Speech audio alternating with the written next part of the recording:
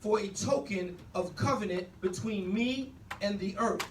And it shall come to pass, when I bring a cloud over the earth, that the bow shall be seen in the cloud. And I will remember my covenant, which is between me and you and every living creature of all flesh, and waters shall no more become a flood to destroy the flesh. And the bow shall be in the sky, in the cloud, and I will look upon it, that I may remember the everlasting covenant between God and every living creature of the flesh that is upon the earth. And God said to Noah, this is the token of the covenant which I have established between me and all flesh is upon the earth. So stopping right there, I'd just like to thank God for the opportunity for being here. I want to give honor to Pastor. I believe in his absence he stepped out. The mother of this house and bishop and all the respective elders, ministers, all saints, friends, I thank God for you. So getting into that, I wanted to read the scripture up front, but I want to make sure that I give you a little bit of context as to what took place prior to this. Our topic is the rainbow. And there's some things that got me really excited, and I don't want to get ahead of myself, but I want to give you a spoiler alert. When we talk about sacrifice, that is absolutely worship. Sacrifice is worship. Just remember that. That's going to come in the key later on.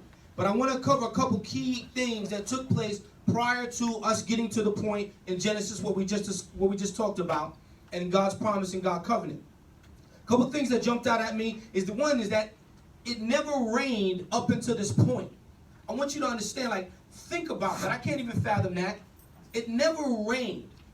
You know, I looked at, I remember years ago I seen a movie and never knew I'd be teaching this, but it was a comedian, I don't even know who was in it, but it was about Noah building the ark, and it was a spin-off, a parody, it was a comedy. But what that helped me visualize though is how people would look in today's modern day if God gave you a charge to do something that was so unheard of, uncharted territory.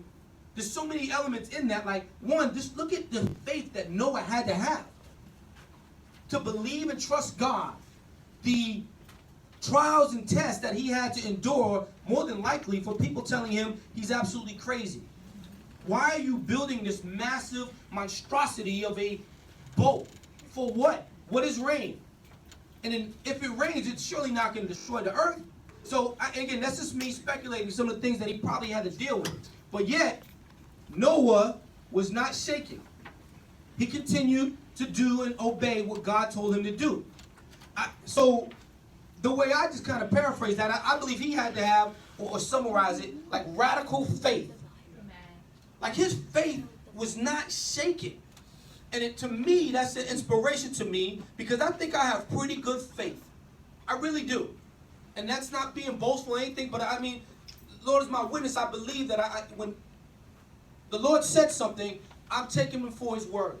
And I've trusted him for things that I can't even articulate or can't even see what tomorrow holds. But I trusted him.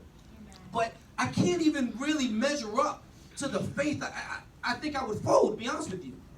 If God gave you a task to build an ark in a land that was full of perversion, full of sin, God was going to destroy the earth with rain. It never rained. But except for Noah and his family,